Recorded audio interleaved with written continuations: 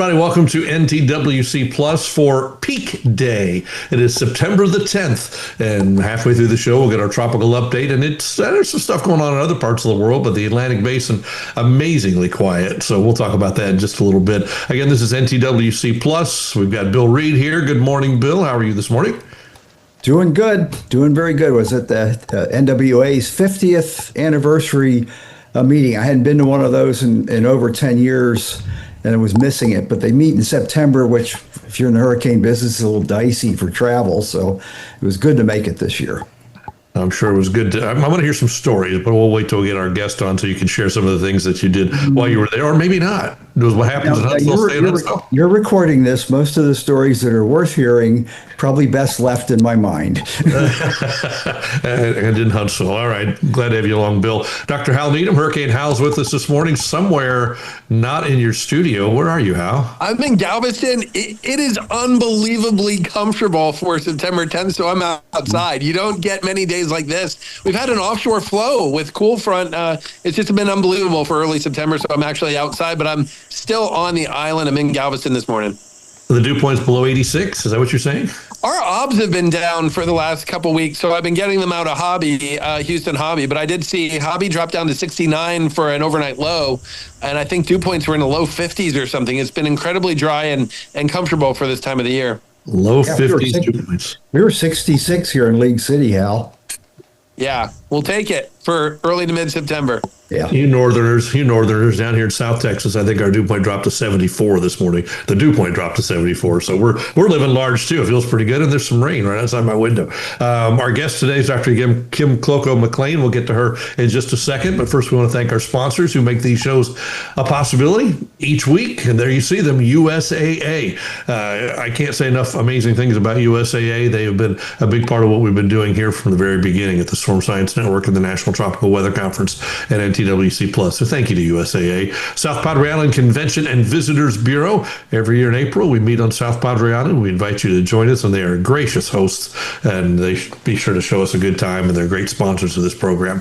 The Weather Company, Weather Boy, Live View, all groups that join in with what we do and help us get the word out about the latest in tropical meteorology, and today about social messaging. That's going to be where we're headed today, and let me turn it over to Hal to introduce our guests, and then we'll get the program started.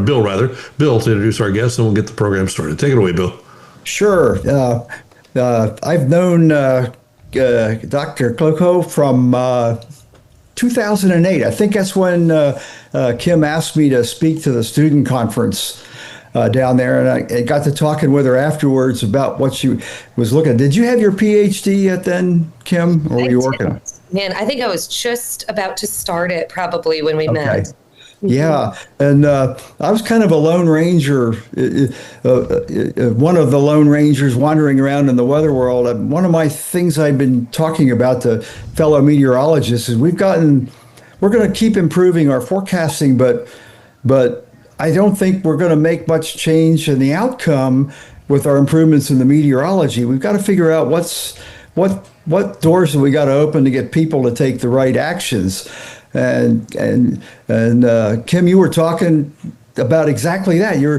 How do you communicate the risk? How do you get people to personalize what it is? And it's amazing how far it's grown from there. I was actually able to get, I think, $90,000 of the $9 million Hurricane Forecast Improvement Project funding pigeonholed for doing research on just that issue. So welcome to our show, Kim.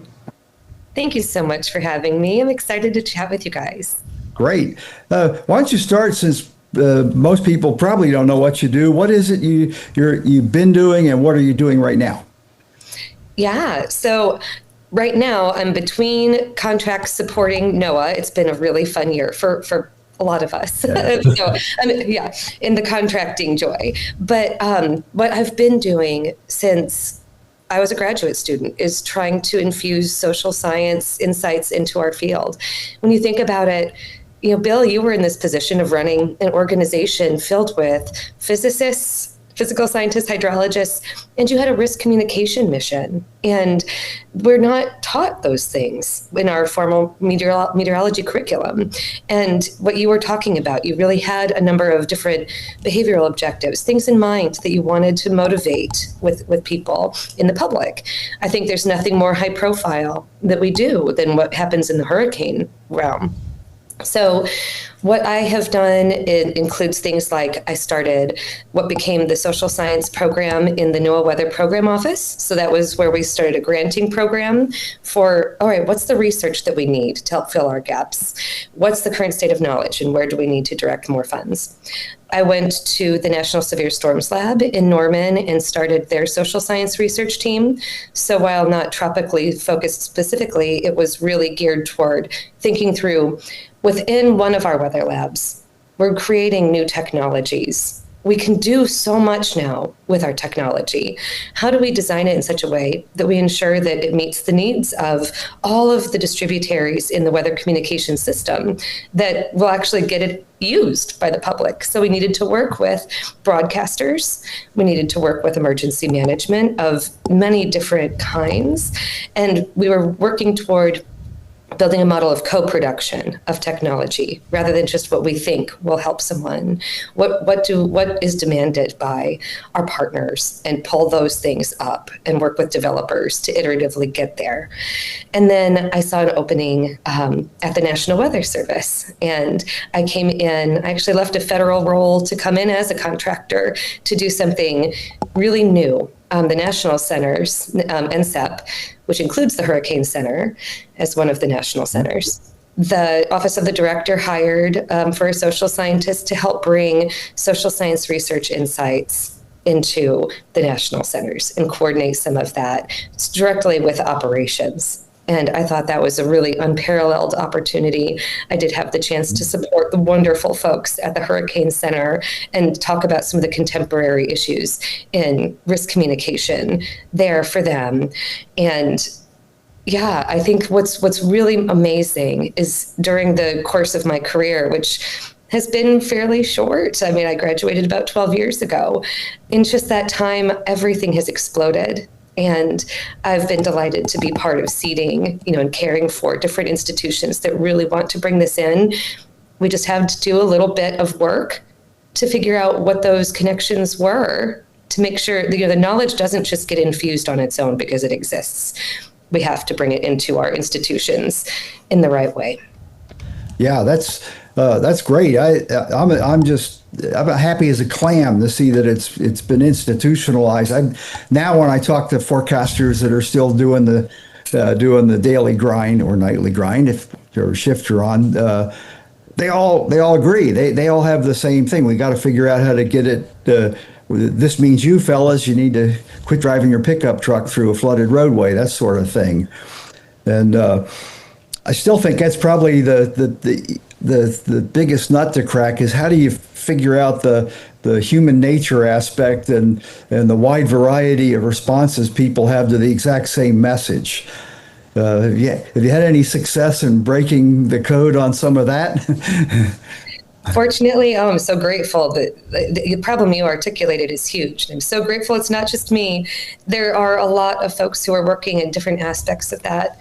Something that has really struck me as I was working to build up, for example, my own research team at NSSL, the more inclusive that I got of people from different backgrounds. I hired an emergency manager. I hired somebody who had a background in broadcast, and I brought on people who were non-native English speakers, who came in as immigrants themselves.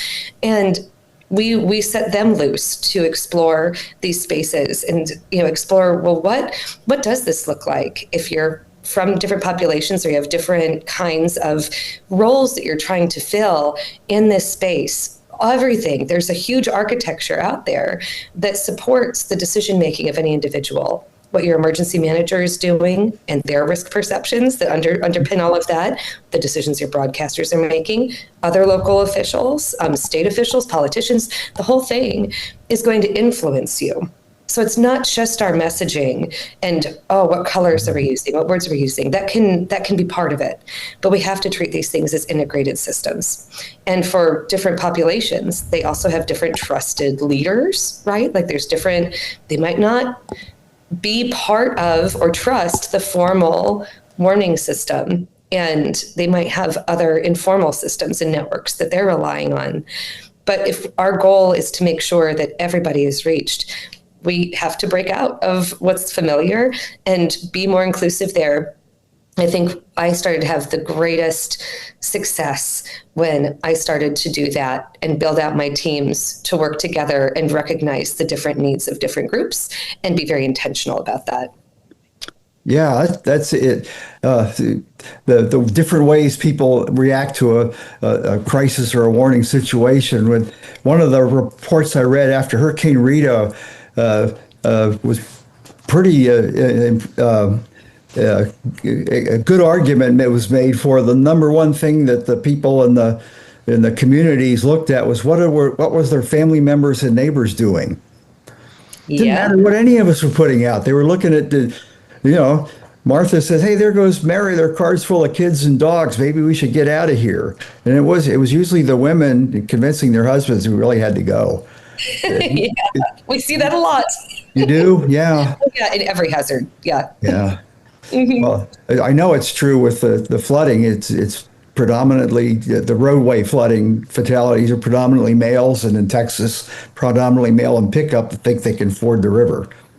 Yep. Yeah. That's something that we see across not even just only weather hazards, but it's a sort of truism across risk decision science that men have they're more risk seeking than women. And there are deep-seated, sociological roles that play into that. Women is like a sort of caretaker of the home, and men, generally are the ones who are taking more risks to go out and outside of the home to seek those other opportunities. And these are things that have evolutionary basis. They've been successful strategies in a lot of cases. But when you're thinking about risk, there is definitely a role to be played here by folks who are encouraging preparedness and safety. That's something that is really critical.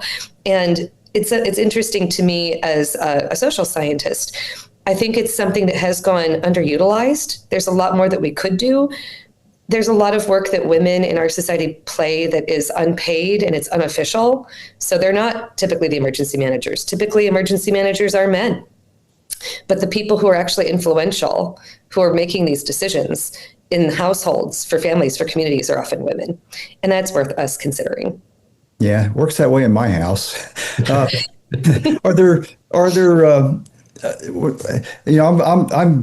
I got the chance to see how other cultures work in the hurricane business when I was at the Hurricane Center. It was kind of an eye opener to me, but I only got a short glimpse of it. Have you found any cultures that are particularly good at responding to hazards? Culture can be there's a lot of things that can play into culture. I think what I have seen, I'll say this hasn't been the major thrust of my own research, but what I can say that I have seen is people who have had experience with previous hazards and sort of understand how the system works. They play such a critical role, and that helps. They prepare themselves and they reach out and prepare other people. I think we don't really fully appreciate how much work is done by those people to get all of society ready. We rely on these formal programs and we think that does all the work. But when I've gone into the field and done things like interview survivors, been part of the Hurricane Harvey service assessment, so on, for different kinds of threats, what I see are individuals who have some experience that motivates them to say, I'm not going to let my friends and family go through this. I want to make everything better. And they are just hungry for information. They're assimilating it. They're transmitting it among friends and family groups. We find in surveys time after events, that's a huge chunk of people, like you saw with Rita, something like 35% usually of people even just know that there is a threat from friends and family. That's where they find out about it. Mm-hmm. So this is a challenge before us. is not just reaching individuals and individual cognition. It's getting all of society like sort of keyed in and acknowledging those players and supporting those players. So when we're talking about culture of preparedness, what I have seen is it's really people who care for each other and who have some understanding of what's possible, and they reach out to people who they know and they care for, who they know are less aware and less plugged in, and it's that care work that makes everything happen. You to me, you described Jeff Lindner and what he did during Harvey from Harris County Flood Control. He became the person that people wanted to listen to. Yeah, talk about that more. And I mean, his is an incredible story, right? Yeah, well, he was at the time, and he was the only meteorologist on their staff. It was mostly technical people running the flood warning system in there. But I think he basically took it upon himself, and the county officials are smart enough to let him run with it, to constantly be giving updates on social media and in the mainstream media throughout the storm. Most of us kept our power during. That's very weird to have 4 feet of water lapping at the door of your house, and everything's running, so we could all stay online. And I noticed that too in my small sphere of people, that the more I typed up what was going on in my house, the more people came back at me. And when I talked to Jeff afterwards, he said it was just. It just, he gave you goosebumps to see you realize all of a sudden there's people dependent on what you're saying. Yes. And that's pretty cool. And that leads me to the next question. Do you see the ubiquitous role of social media? This is one of the plus things to me. Do you see that being used better as we go along for getting the word out to people? Better is such a loaded question. What does it mean to have information go out effectively? That's a really interesting thing to unpack all on its own. I think what we are seeing with social media is there's so much potential there to get messages out, and it's another way that people can reach each other really efficiently. So the question I think that we're seeing in social sciences, they're trying to explore what messages do get picked up, what ends up getting promulgated through those social networks. And we're trying to find ways to assess the quality of what's going forward. One of the things that I don't think we really know what to do with, or we haven't fully wrapped our arms around the consequences of, is the rise of digital meteorologists who are competing now in this marketplace of YouTube and TikTok and whatever else. And those formats of information delivery really favor having things like little thumbnails, things that we would call clickbait, but they're the entrance point to get people to tune into a channel. And a lot of those folks are creating content that has hooks to it to get people to come in, to click, to engage. And you often find with them that their content after you get through the click is very, very good, very reasonable. But there's these questions about, well, if the presentation on the front end is the 284-hour GFS, presented as deterministic, here's going to be a hurricane making landfall in New Orleans in, well over a week, like week 1 to 2 weeks. Right. It's, that's beyond the realm of credibility for the science. Is it even a good thing for that message to be getting out at all if there's hardly any quality to that forecast? And I try to tell people that model canes are detrimental to your mental health. Don't look at them. Right. So there's limits here that we're trying to explore as a field. But something that we did at NWA this week. Yeah, I was just is that right to that. I think, and I'll follow up just from the local area here. We have a pretty good cadre of really good people in the digital world. You got Space City Weather. It's Matt Lanza, Eric Berger, and Matt Lanza's got a thing going there, and there's several others that are very good, including Hurricane Hal. And I've been leaving you out of the discussion, Hal. Why don't you know more about this any more than I do, because you're actively working in it for a paycheck. I'm doing it for fun. Oh, I'm just enjoying the conversation. This has been a fantastic NTWC so far. Boy, there's a lot that we've talked about. I wanted to follow up, Bill, what you said about people noticing their neighbors and friends leaving. Tim, I wanted to ask you, this concept, mandatory evacuations issued, as people are waiting, consulting their friends and family, what kind of delay are we looking at here? I mean, how long are they processing this until they make a decision?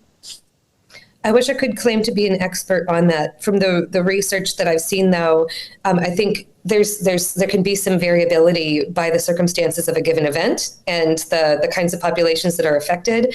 I know that this was at issue, though, with Irma, for example, or not Irma. Sorry, oh my gosh, all these I-named hurricanes. Just all right. I-named storms. We're tired of them.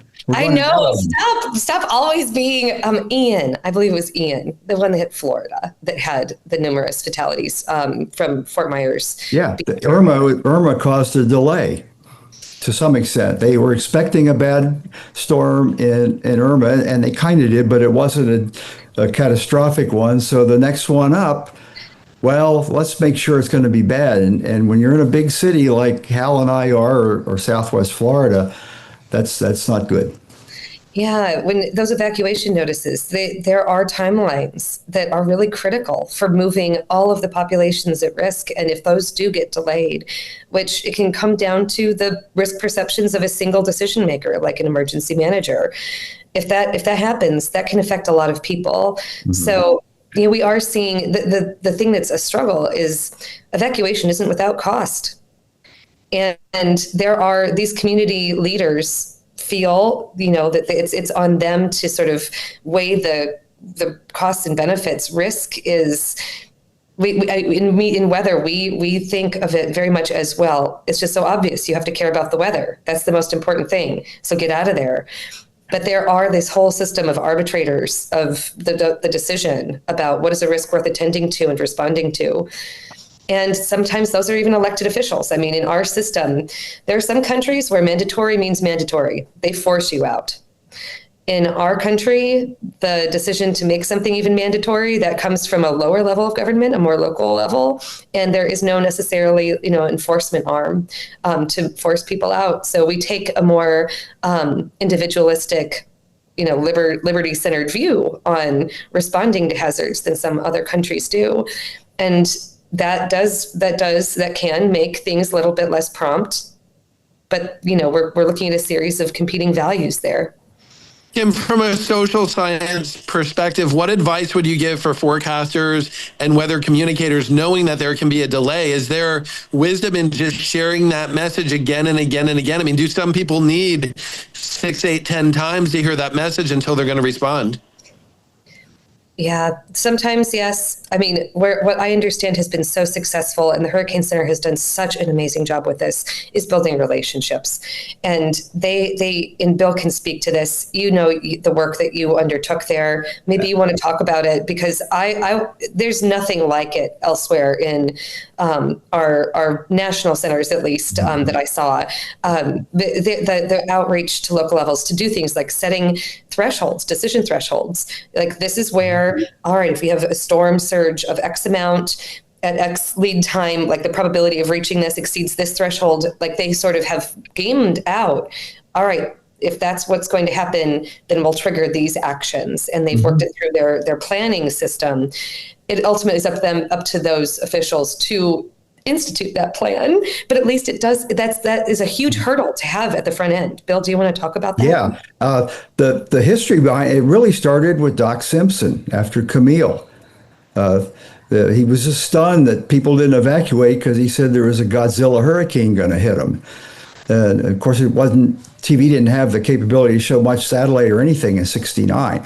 And the genius in the process was, he got the civil defense predecessors to emergency managers, civil defense officials, to work with him. And that led to developing evacuation plans that involved emergency managers and the Hurricane Center. And that's how it's grown out of that. And we took the stuff we learned from people like you, and I think most of the communities, I know we do here, we build at least a 6-hour ramp up time in the evacuation timeline. We got here's how long it's going to take to get X million people the hell out of here. Add 6 hours for them to get over their denial. And well, now it's gotten to where the capabilities, we can do stuff like this with the communities. It's impossible for a handful of people at the Hurricane Center to visit 2,000 counties and tell them about the hurricane problem. But now we have so many ways to get to it, and you keep the door open. If they come in, you talk to them. That's right. Yeah, guys, it got me thinking about the persistent messaging you see in marketing, right? I mean, in just about a month, we're going to start seeing Christmas stuff in the stores. And you think, what in the world? It's only late October, but they know people might need to see that messaging, dozens of times. There's, I think, science behind it. I wonder if some of that persistent messaging does pay off in the weather world, too. Oh, yeah. We have to constantly be working at it. And in part because the hurricane vulnerable populations along the coast, we're getting influxes constantly of people who come from other places that aren't themselves acclimated to hurricane threats. They might not be as aware of the infrastructure around it. They don't know what mandatory evacuations even mean. Like, you've got people who come from, like where I'm from, the upper Midwest, that retire down to Florida. Mm-hmm. And so, yes, it has to be constant. It has to be continually refreshed. It's not just populations aren't just static. And that's something that makes this such a lift, such an effort. But those efforts I cannot share further. Like those efforts that are put on to do the constant communicating about what are the plans, how does the system work. It might feel repetitive, but it does such important work. Yep. Kim, before we get into our mid-show break, I absolutely want to follow up with what you said about the mobility of society. I always had this picture, the long-term people know best, right? I was shocked. We talked about Hurricane Ian 3 years ago, Southwest Florida. I interviewed a couple that nearly drowned in their house. They were from the upper Midwest. They said everyone back home in Illinois and Indiana said, get out of there. This is a catastrophic hurricane. They said it was actually the locals that said, oh, you guys are just green. You've never been through a storm before. We're having hurricane parties. It was actually the locals that said, we've been here since the 70s. We've never had a big surge. It was the people from out of state that actually understood the risk better. It was opposite of what a lot of us would have expected. Yeah, there's so much to unpack there. And I can't help it. I think there was a lot that went on in Ian. In part, it sounded like people, too, were inferring that the trajectory was going to keep going more toward Tampa. And so people were just looking at it like, oh, well, it's not going to be us. But something that I've researched in the past that for severe weather, I've researched it in depth, but I've seen the same kinds of things crop up for hurricanes, is people look at previous events and they don't see things climatologically the same way we do, where we're looking at the planet, from the sky down, and we can see, well, the fact that the hurricanes in the past went here instead of here is a matter of chance, a matter of the synoptic conditions that blew things one way or another.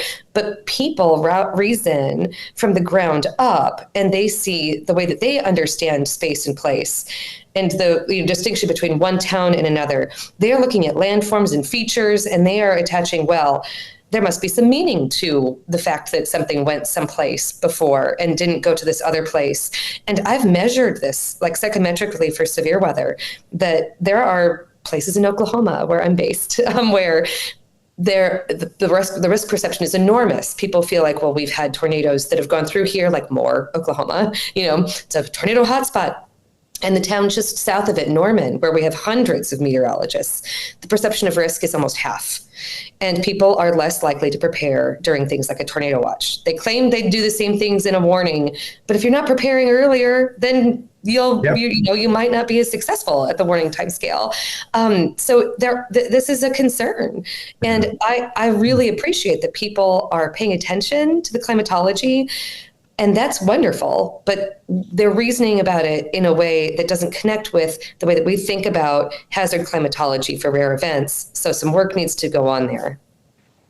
This is all fascinating, and I forget that I'm part of this program because I sit back and listen to what y'all are saying, and it's terrific. But let's take our mid-show break. So, Bill, you got a tropical update for us, and then we'll get to Hal's geotrek update in a moment. But Bill, for being so quiet in the Atlantic Basin, you've got like I've allotted 15 minutes for you. So take it away.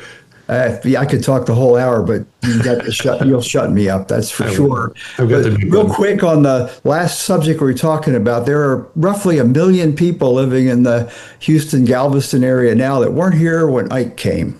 Wow. It's a constant. I learned early on you give the same talk over and over again because you always got new people that don't have any idea what they've gotten into when they moved here. But that's a great subject. I could talk evacuation forever. If we bring Jamie Rome on and do a 2-hour show, Kim, Jamie, and Bill. Okay, let's talk tropics. Well, that's not the slide I wanted. Okay, let's get to the right one. There we go. Let's start out in the East Pacific because that's the only action in town in our hemisphere. Kiko, I'll talk a little bit about it, is gone post-tropical. Probably did a while back, but it was close to the islands and very, very excellent forecast. It was a pretty well forecastable storm in the environment. Next one up is getting ready to form, but it'll probably be a couple days before it totally gets its act together. First on Kiko, this is the shortwave IR. You can see the low-level swirl.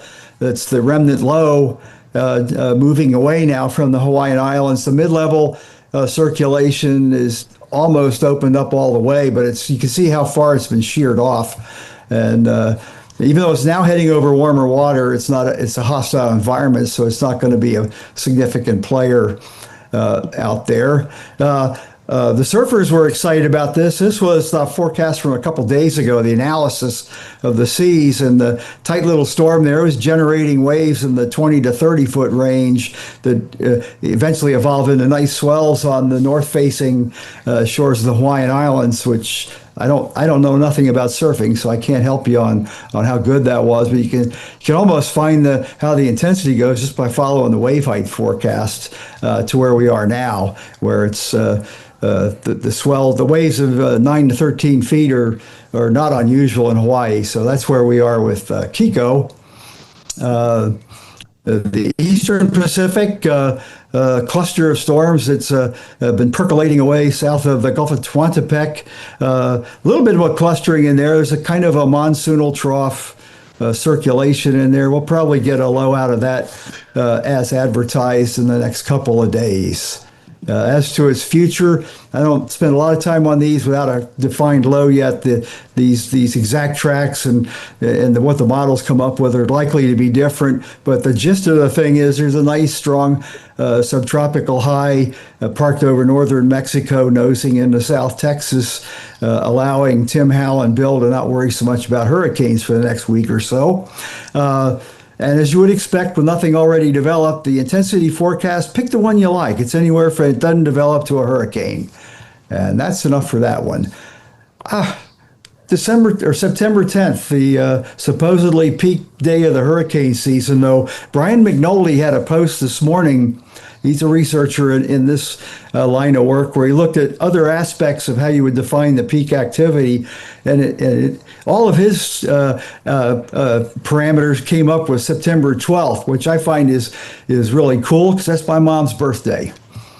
And then here's what we got out in the Atlantic. There's weather out there, but nothing that's imminent for development. A Tutlow in the Northwest Caribbean interacting with a wave right now and was producing some convection overnight, kind of waned in there. The lovely front that brought the dry air is draped over the Gulf Stream, and usually this time of year, if I see convection in the Gulf or along the Gulf Stream, we're looking for potential development, but other aspects of the dry air and the westerlies are preventing that from happening now.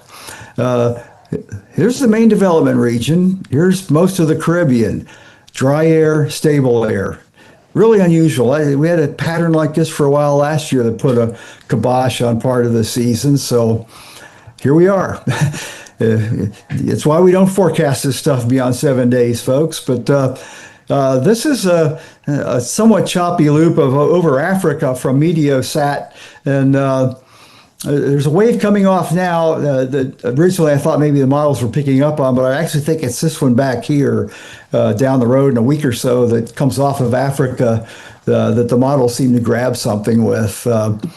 We had the guy from Google DeepMind on a few weeks ago, and the Hurricane Center is actually collaborating with them to evaluate the utility and accuracy of their model. So this is like an ensemble of the AI runs of DeepMind for this system, and it first picks it up in a little over 4 days as it comes in south of the Cabo Verde Islands, and it likes it. And I like it because it takes it off into the Atlantic instead of the Gulf of Mexico. Just a few members that come in south, and I wouldn't get too carried away. I'd normally stop this thing way back about here. Though some of their studies show that they can extend the level of skill farther out than the deterministic models, the physical models. So maybe I should go a little farther with it. But anyway, that's a couple of weeks from now. So I'm desperate for things to cover. So I'm looking around. I said, "Holy crap! What's that over Pakistan? Pakistan! That's a depression.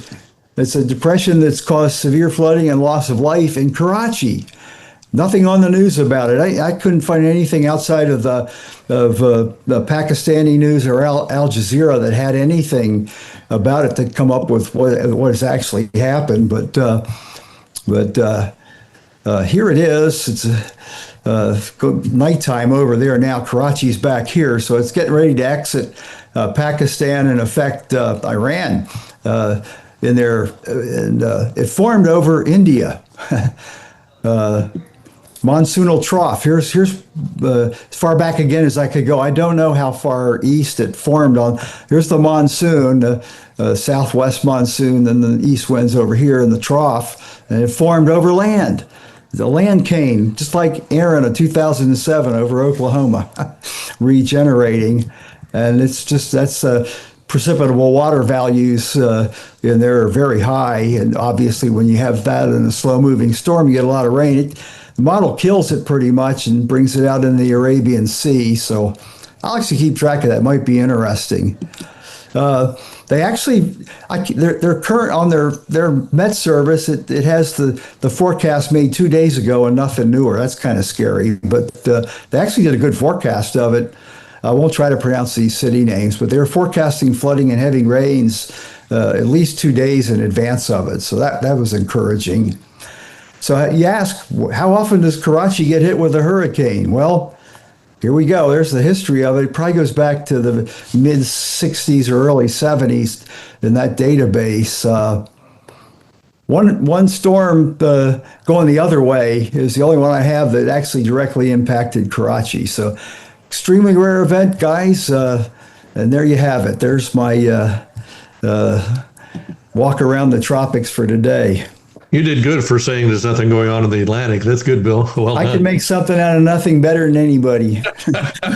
Oh, you did. And that the Karachi stuff is interesting. That's fascinating, as it all is. And I thought, and Lowry said something, and Mike Lowry said something in his message yesterday about how this is only the third time in modern history that we've gone the first 2 weeks leading up to September the 10th without a named storm in the Atlantic Basin. But it's it's pretty rare. But one of those times was 1992, of course, which was the Andrew year, which. Yeah.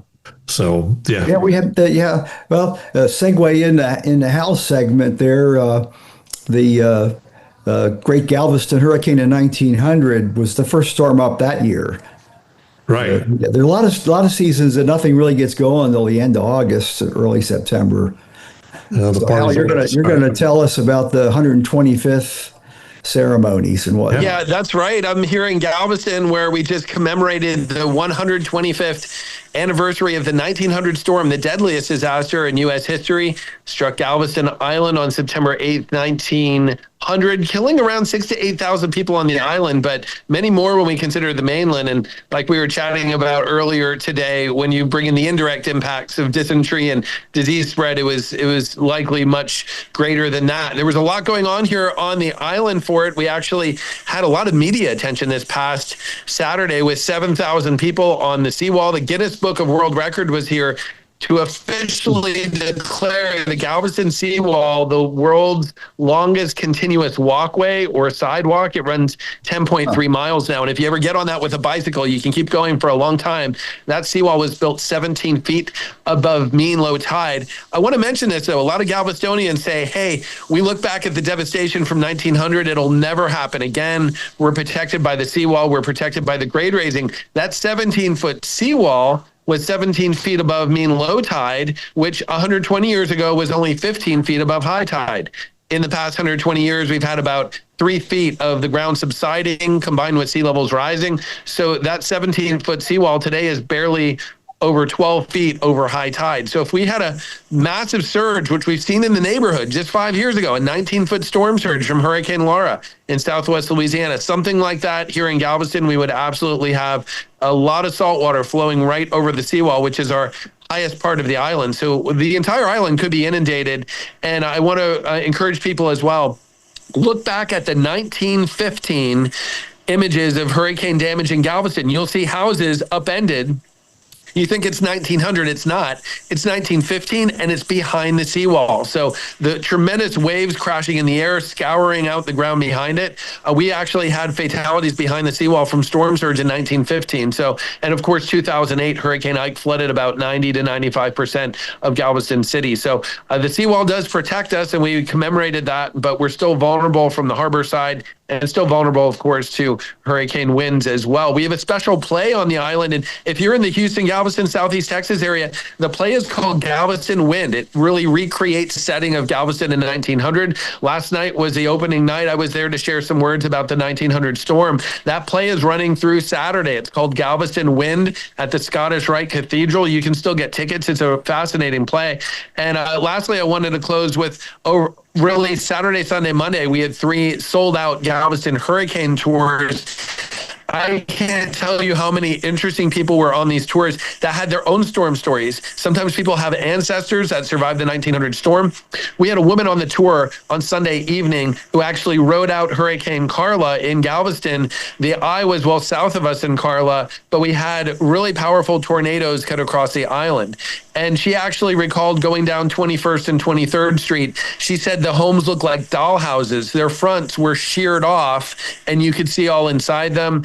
Those tornadoes from Carla did a lot of damage. And we have Carla neighborhoods. You can actually go to some communities in Galveston where you're looking at the beautiful old Victorian wooden homes, and all of a sudden you see 5 or 6 houses that look like they came right out of 1961, because they did. Where those tornado swaths came through, they were replaced by mid-century modern, a lot of small ranch brick houses that you can actually see the swaths of the Carla tornadoes to this day. So keep that in mind. If there's a hurricane that passes well to your left, quote unquote, those tornadoes can be far away from the eye and the eye wall in those bands to the right. That's what we saw here in 1961 from Hurricane Carla. I could go on all day. I'll land the plane here, but if you want to check out the hurricane tours, go to GalvestonHurricaneTour.com. And again, Galveston Wind play right here in the city through Saturday.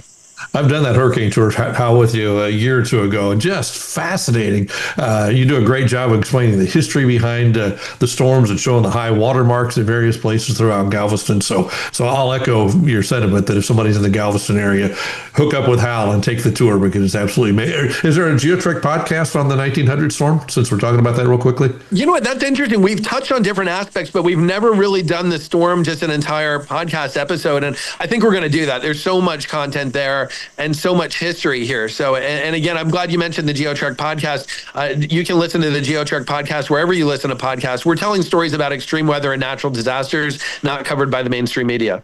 Great. Thanks. We appreciate that. If you do that, if you do an official one on that, I'd love to work with you on that. I think we really should do it. So long. That'd be great. Well, there's so many aspects and angles to it, but there's also a lot of lessons learned that people could apply today.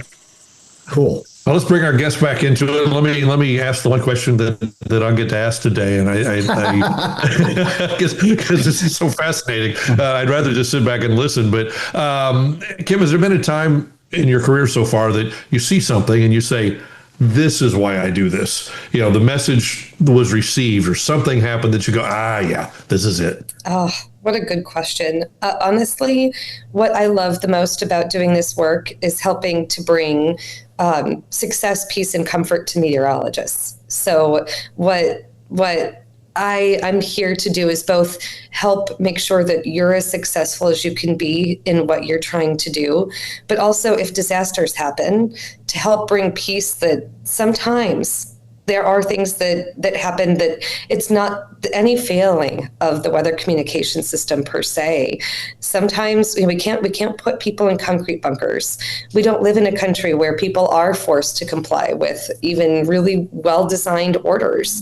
We have a society rife with inequities of many kinds, and we, in the face of that, can't be expected to just overcome all of that with just messages. There are so many people for hurricane evacuation. There's so many people who are living right now without $500 in their pocket disposable income to evacuate with. These are wicked problems, societal level, enormous problems. And sometimes I exist to help bring, improve the mental health of our forecasters and communicators, because I think we get into this business to save lives. And we take it so personally whenever anybody dies. I know I certainly got into this business for the same reason. I wanted to make sure nobody was ever hurt, that everybody had the best chance that they could have. But much like doctors in an emergency room, I think we have to recognize that we take in, just like they take in patients, and they can do the best that they can. They're not God. And we have a very similar problem before us. So I know that might not be what you thought I would say, but I think it's actually our field that I'm the most proud and derive the most joy from being able to help. Thank you. Fascinating answer. Go ahead, jump back in if you've got another question. Yeah, Kim, this one's a bit heavy, but over the next decade, what do you think is the biggest opportunity, and what's the biggest challenge facing extreme weather communication? Oh, the biggest opportunity and challenge, they're probably both the same thing, that our entire communication infrastructure is shifting rapidly, but also we have a rapid shift happening in just our governmental systems that support and manage disasters. So, I think we've seen it in 2025. I don't know any of us who aren't concerned now about how is disaster preparedness going to run? Who's even going to be the point people for if there's a landfalling hurricane this year? I don't know if any of us know exactly how that's going to bear out. And running an experiment like that is something we have never seen in modern times. So the destabilization of our political systems and the destabilization of our communication systems with the emergence of all these new platforms and all of the things that are shifting in the media landscape, out of that could come some really wonderful things. So I'll look to the hopeful for a second. What I see as possible now is something that wasn't possible when all the communication was just wide area communication and you tried to just do the best you could for the most people with like television broadcasts. Now we have the capability to have streamers who are themselves representatives of various populations, maybe people who know how to reach people who speak different languages, who are from different countries, who are more or less acclimated to situations. They are able to get into those places in a much more targeted and relevant way. And the diversification of communication networks that's possible now is just astonishing. And I really hope that as a community, we can lean into that potential and do so much of that reaching people that have never been reached, but who are often the most vulnerable people in society, and find ways to not just connect them with the weather information, but connect them with the resources. How can they, with the resources they have, succeed in protecting themselves? That takes a lot of groundwork, a lot of legwork. But I think where we're seeing so much now changing in the landscape of both disaster governance and disaster communication, if we can be intentional about trying to put those pieces together, we could do better than we've ever done before. And I sincerely hope that happens. Yeah, that's a big piece of the bigger picture of making a place more resilient. The part you're working on there is the part closest to what most of us in the business can work in. One of the things I would do with it when we had a bad event that we had some loss of life on is okay, here are the successes we had on this. You guys did the best you can. We're talking about putting out information on an uncertain event. You don't know, except in a very short time scale, exactly what's going to happen anyway. You're doing the best you can with the information you got. And oh, by the way, because I'm an old guy, I can talk back to my first warnings were issued on a 25-word-a-minute teletype that I naively thought people in the hill country were getting the message on when all their power and phone lines were out. Look how much farther you've come since then. So that's what I try to do is say here, we're pushing the needle further and further up the line, and as you pointed out, it's never going to be perfect. There's too many people and too many other things that you have no control over that changes the equation. Yeah, that's so true. And it's so good to look to those lessons. We could so easily suffer from a plague of hopelessness because you just get burned out if you come in with this extremely optimistic view. You do so much work and you're so excellent, really, and then you hold yourself to an impossible standard. That's a recipe for burnout. So doing what you were doing is I never suffered that, probably because I'm the anti-perfectionist. Get her done and move on, kind of thing. I might want to shift gears while we have a short time left. One of my blind spots is I think the products we were putting out at the Hurricane Center were absolutely perfect, and then you find out nobody understands the damn things. And Gina, when she was in grad school, had a poster session at AMS and had things about the cone, and it was fascinating what people interpreted it as. And I kind of went back to the office with my tail between my legs and said, God, we're not doing a very good job. We're still doing the cone more or less the same way. Yep. Have you been involved in trying to crack the code on what products, how to make products more effective? Yep. The Hurricane Center, Jamie Rome, this is just a drum that he is really trying to beat. We ran a national level integrated warning team meeting here at the NWA meeting 2 years ago. And part of the purview for the Hurricane Center was, hey, we have started to see you guys are still running like 75% of the broadcast media. Their time spent in hurricane coverage focuses on the cone, which itself is tied to just the eye wall and wind speed and tracking that. And none of that is where people die, and just it's the wrong geographic focus, it's the wrong scale, it's the wrong hazard. And he, asked, got engaged in a conversation, why is this the case? And really made the case for what the Hurricane Center has undertaken in recent decades has been, all right, moving on from the cone, we have developed storm surge products, which storm surge is one of the bigger killers. It was one of the harder things to develop, to estimate. You can't communicate something that you don't really estimate well in the science to begin with. So a lot of work needed to go on there to render that visible. And that has been made. And I know that I was working with the Hurricane Center on developing more probabilistic products to communicate arrays of different, ranges of outcomes, to tell better stories as, a whole. And there's a lot of partnership going on with, for example, WPC and the National Water Center to talk about inland inundation, a whole other layer to this onion that is so important to get at. I know that we have a short time here. Obviously, that could be its own whole show, is the compound hazard aspect of hurricanes and communicating that. But what I will say is it is very much the heart of the Hurricane Center that people, who are communicators, really try to shift the emphasis from the cone of uncertainty, which isn't really well understood anyway, because it's a statistical understanding of what is likely based on historic track error. It's not the error endemic to the storm, and shift more toward the products that are derived by looking at the uncertainty endemic to the storm. That's what storm surge product is. It's looking at this storm and its potential array of realistic features. And even maybe have some recognition. There's been research that's gone on and recommended we should start to focus more on model tracks, because that's what users are seeking, whether we want to talk about them or not. A lot of great work out of NCAR has shown emergency managers go and look at tropical tidbits, and they're looking at all of the models. And that, because it's endemic uncertainty, it's the uncertainty of this given storm.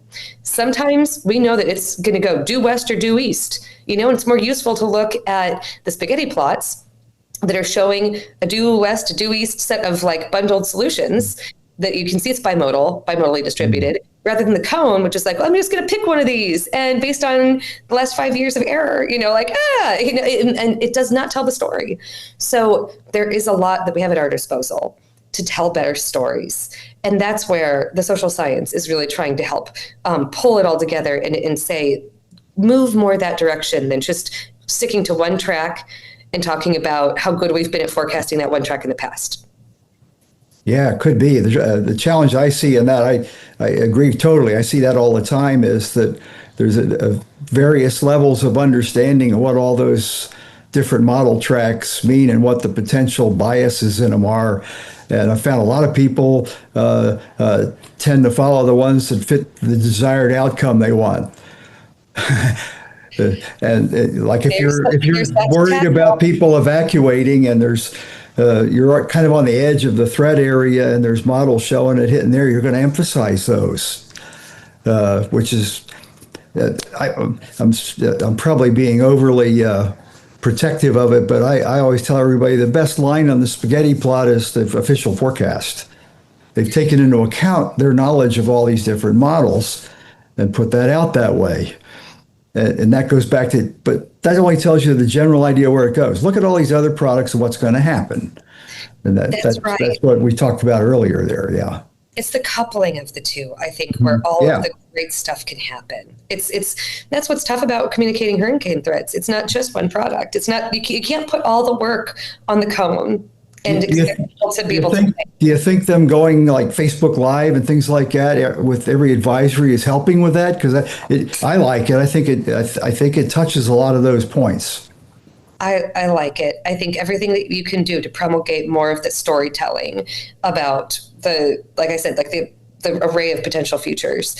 One of the things we were talking about in the Weather Service, I know we're running up on time, but quickly, when we're thinking about communicating probability information, like communicating forecast uncertainty, that's part of what the cone of uncertainty was created to do, right? I think it's important to recognize that's one way to slice the possibility spectrum.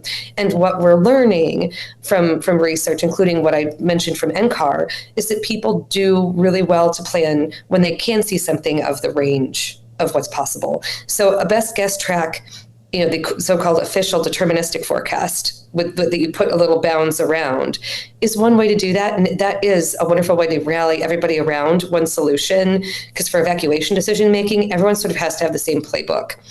But we also know those folks who are making those decisions are reasoning, and they need to have sort of in their mind, okay, how does this go together? Before we had the cone, that's exactly what I would do. I would take, here's the official forecast. Here's probably a farthest west case track, and here's a farthest east case track, and then we talk decision making based on that. So it's a much better way of showing it. Now you got much more tools. Yes. We're coming up on the end of the hour. I've got a couple of really quick questions that hopefully there's relatively quick answers for, so we can get these both in. First of all, you've done a masterful job of partnering social science with weather science, put them together and talk about the importance of them together. I know your NWA, looks like maybe you still are. A lot of college students there. What do you tell college students that might want to pursue that same combination that you're doing? Yeah, there's no single pathway to do it. I think go find what you're most inspired by and love in the social sciences. There are great institutes you can go to that are interdisciplinary, like the Natural Hazard Center, Disaster Research Center, if you want to be hazards and disaster focused, or go get, you can get a degree in any of the social sciences and vector in. It's an entrepreneurial space, and we need a lot of creativity right now. Terrific. And I have one last question. I hear you like the Goo Goo Dolls, and you like to find the weather in their lyrics. Is that right? Oh, yes. I dug deep. Go ahead. You did. I'm actually going to see them tomorrow. I'm so excited. Not Huntsville, certainly. not in Huntsville, no, back in Oklahoma City. But they put out an album in 2006, the Love In album. It has actually a hurricane reference, but it has 3 distinct references to severe weather. And it's entirely possible that I quasi-stalked them to try to invite them out storm chasing. I'm still sad to this day that they never took me up on it. There's still time. There's still time. There's still time. Thank you for a terrific presentation today. We really appreciate it. Well done. Well done. Thank you for having me, guys. How would you learn? Oh, so much stuff. I wanted to ask you, Kim, how can our listeners find you and your team online? Sure. Honestly, the best way to probably follow me is through a companion podcast that I help to run called Weather Brains. And we have weekly discussions on a variety of these kinds of topics. Please look for me there. Terrific. Bill, what did we learn? Well, we should change our names to Weather Brainless. That's the eye wall of experts. Watching y'all circle. I can't picture just any one thing. It's just the whole idea that we're really so many more people in the enterprise are actually concerned about these issues and working on them.